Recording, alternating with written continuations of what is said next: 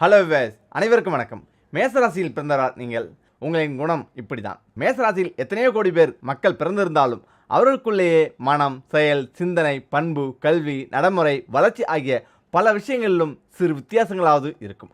ஆனால் பொதுத்தன்மைகளில் சில ஒற்றுமைகள் காணலாம். மேஷம் முதலிய 12 ராசிகளில் மேஷமானது முதல் ராசியாக தொடங்குகிறது. இந்த ராசியின் வீட்டுக்கு சொந்தக்காரன் செவ்வாய்.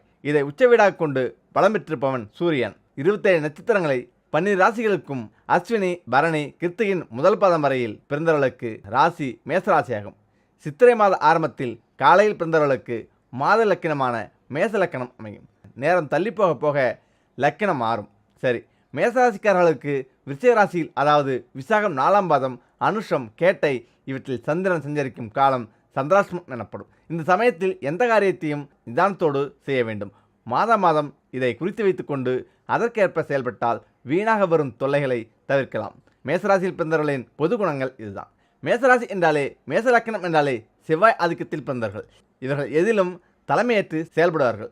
முதன்மையாக இருந்து வெற்றியிடக்கூடியவர்கள். சுக்கிரன் ஆதிக்கத்தில் வரக்கூடிய காலத்தில் இவர்களுக்கு நல்ல மனவாழ்வு அமையும். வாழ்வின் கடைசி வரை போராடி ஜெயிப்பதற்கான சந்தர்ப்பம் அமையும். உங்களுடைய ராசிக்கு 8ஆம் இடத்தில் விருச்சிகத்தில் செவ்வாய் வரும்போது போராடியே வாழ்வில் வெற்றி பெறும் சூழ்நிலை ஏற்படும். பேச்சாற்றல் சிறப்பாக அமையும். வாழ்க்கையில் கடைசி வரை வெற்றி நோக்கி பயணிப்பர் இந்த மேசராசிக்காரர். தாய்ப்பாசம் அதிகம் கொண்டவர்கள். மேசராசியில் பிறந்தவர்களுக்கு செவ்வாயும் சூரியனும் தீக்கோள்கள். ஆகையால் இந்த ராசிக்காரர்களுக்கு கொஞ்சம் முன்கோபமும் படபடப்பும் அதிகம் இருக்கும். ருசித்து ரசித்து சாப்பிடக்கூடியவர்கள். வெளியில் அலைந்து திரியும் சுபாவமும் நிலையில்லாத சித்தம் கொண்டவர்களாக இருப்பார்கள்.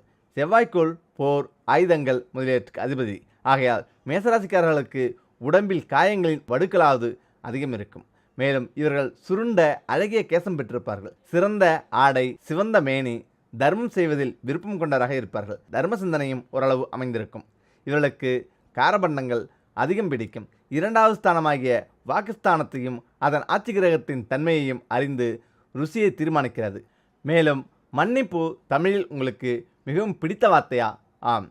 மேசத்திற்கு வைராக்கியம், தேசநலம், நிறைவேற்றுதல், துணிச்சல், கீழ்ப்படிதல், வெளிப்படைத்தன்மை, ஒழுங்குமுறை, ஏற்றுக்கொள்ளுதல், ஆன்மீகம் இவை மேசராசி மண்டலமானது ஜீரண மண்டலத்தின் ஆதாரமாகும். இவையெல்லாம் உங்கள் வாழ்வில் ஒரு பகுதியாக இருக்கும். முக்கியமாக ராசி கட்டத்தில் உள்ள சின்னம் ஒருவரின் குணத்தை நிர்ணயிக்குமா? முக்கியமாக ஜாதகட்டத்தை பார்த்தவுடன் முதலில் நாம் ஒருவரின் பலம், பலவீனம், அவர்களின் ராசி மற்றும் லக்கணம் கொண்டு முடிவு எடுக்கப்படும். காலபுருஷ அடிப்படையில் 12 ராசி மற்றும் நட்சத்திர கூட்டங்கள் அவை அனைத்தும் பூமியிலிருந்து பார்க்கும்போது குறிப்பிட்ட வடிவமாக காட்சி தருகின்றன. அவற்றையே ராசி கட்டத்தின் சின்னங்களாக சொல்லப்படுகிறது. அது தவிர நம் உடலின் தலை முதல் பாதம் வரை ராசி கட்டத்தில் உள்ளடங்கும். பஞ்சபூத தத்துவங்களோடு அமைந்த அவற்றோடு உள்ளடங்கிய ஒவ்வொரு ராசிகளின் சின்னங்கள் ஒருவரின் பூர்வீகம், உருவம், மாற்ற முடியாத குணம் மற்றும் செயல்களோடு ஒத்துப்போகும். ஒரு ஜாதகத்தின் உண்மைத்தன்மையை 70% லக்கண அடிப்படையில் வெளிக்காட்டும். மேசம் காலபுருஷ அடிப்படையில் முதல் லக்கினம். மேஷம் சின்னம் செந்நிற ஆடு. இந்த லக்கணக்காரர்கள் உடலின் முதல் பகுதி தலை என்பதால் இவர்கள் பலமான ஆட்டின் மண்டையை கொண்டவர்கள். ஏர் நெற்றி, நீண்ட கழுத்துடையவர், வலுத்த பற்கள், இளைத்த சூட்டு உடம்பக்காரன், மத்திம உயரம், சில பேருக்கு சிவந்த கண்கள், புஜசாலியாகவும் உடலில் கொஞ்சம் உரோமம், தாடி இருக்கும்.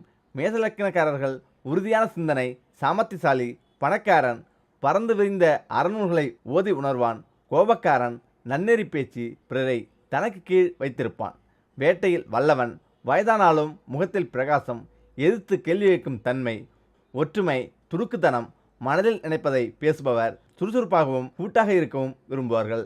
புகழ் மீது கொஞ்சம் ஆசை, சிந்திக்கும் திறன், தைரியசாலி, அரசு சேவையில் ஆர்வம், தர்மம் மிக்கவர், மூர்க்க குணம், சொத்துக்கள் சேர்க்கை, பிடிவாதம், மன வலிமை, செய்யும் வேலையை முழுமையாக முடிப்பவர், ஏமாற்றம், கொஞ்சம் கர்வம், பொறாமை, சூடாக உண்ண ஆசை, ஒற்றை தலைவலி, வழுக்கை, மூலநோய், இரத்த அழுத்தம், மன அழுத்தம் தரும் நோய்கள் என்று வர வாய்ப்புள்ளது. இவர்கள் முன் யோசனை இல்லாத வேகம் கலந்த ஓட்டம் உடையவர்களாக இருப்பார்கள்.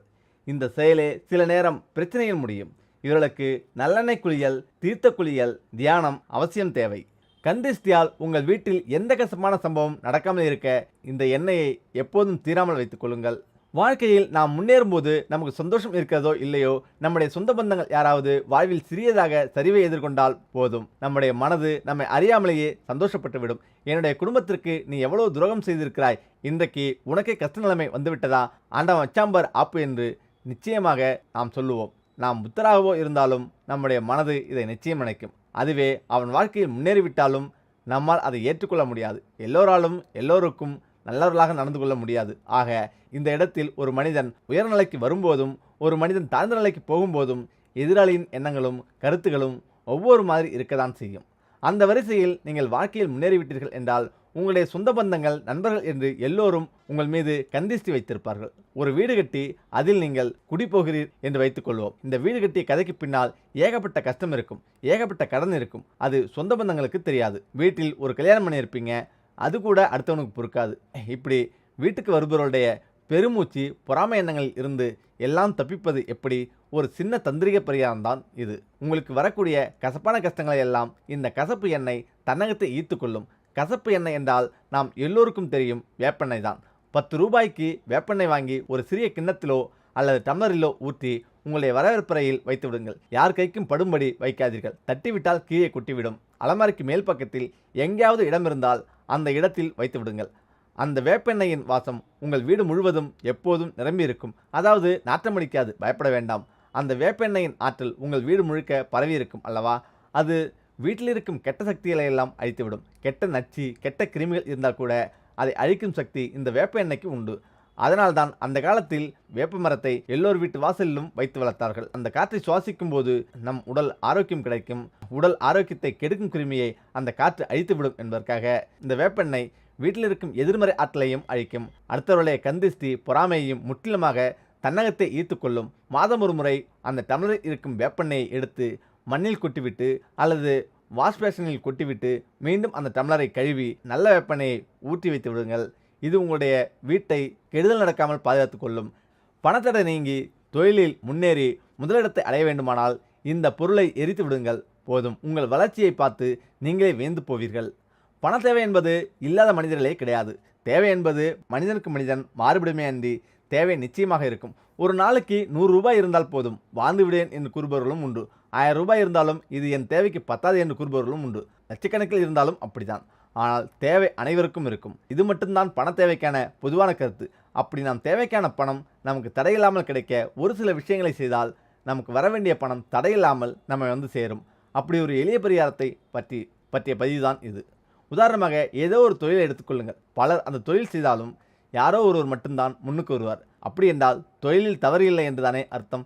அப்படியானால் ஒருவர் மட்டும் முன்னுக்கு வர என்ன காரணமாக இருக்கும் என்று யோசித்தால் இப்போது நாம் பார்க்கும் இந்த பதிவில் விளக்கம் கிடைத்துவிடும். முதலில் இந்த பணம் நம்மிடம் வருவதற்கு பணத்திற்கான ஈர்ப்பு தன்மை நம்மில் இருக்க வேண்டும். அதே தன்மை நாம் வாழும் வீட்டிலும் நிச்சயமாக இருக்க வேண்டும். அதை ஈர்க்கும் ஆற்றலுடைய பொருள் நம் முன்னோர்கள் விட்டு சென்ற வரம்தான் இந்த வரமிளகாய். இதை வைத்து திஷ்டி கழிக்கலாம் என்றுதான் நினைத்து கொண்டிருந்தோம். ஆனால் அதில் உள்ள அத்தனை சக்திகளையும் முன்னோர்கள் மிக மிக சாதாரணமாக இந்த முறையில் சொல்லியிருக்கிறார்கள். இப்போது நாம் பணத்தை ஈர்க்க இந்த வரமிளகாயை எப்படி பயன்படுத்துவது என்று பார்ப்போம். அதற்கு இத்துடன் சேர்த்து இன்னும் 2 பொருட்கள் நமக்கு தேவை. அந்த 2 பொருட்கள் மிளகு, வலம்புரிக்காய், இடம்புரிக்காய். இதை நாட்டு மருந்து கடைகளில் வாங்கிக் கொள்ளுங்கள். 2ஐயும் வாங்கிக்கொண்டு அத்துடன் இந்த வரமிளகாய், சிறிது மிளகு எடுத்துக்கொள்ளுங்கள். இந்த பரிகாரத்தை வெள்ளிக்கிழமை தான் செய்ய வேண்டும். வெள்ளிக்கிழமை காலை குளித்து முடித்த பிறகு உங்கள் வீட்டு வரவேற்பு அறையில் மேற்கூறிய பொருட்கள் அனைத்தையும் ஒன்றாக ஒரு பவுலில் வைத்து விடுங்கள். அதேபோல வெள்ளிக்கிழமை மாலை இதே பொருட்களை எல்லாம் கொஞ்சம் உங்கள் கைகளில் எடுத்து சுற்றி போடுவது போல உங்களுக்கு மேலிருந்து கீழ்வரை சுற்றி போடும் முறையில் சுற்றி கொள்ளுங்கள். அதன் பிறகு வீட்டு பவுலில் உள்ள பொருட்களையும் உங்களுக்கு சுற்றி போட்ட பொருட்களையும் ஒன்றாக சேர்த்து எரித்து விடுங்கள். இது போதும். உங்களுக்கும் உங்கள் வீட்டிற்கும் வராமல் தடுத்து கொண்டிருக்கும் பணவரவை தேடி வர வைக்க நம் முன்னோர்கள் எந்த ஒரு விஷயத்தையும் காரணமில்லாமல் செய்யவில்லை. சாதாரணமாக அவர்கள் சுற்றி போடுவது கந்திஷ்டி கழிப்பது என்று செய்த ஒரு பொருள் எத்தனை அற்புதம் செய்கிறது என்று இந்த முறையை பின்பற்றி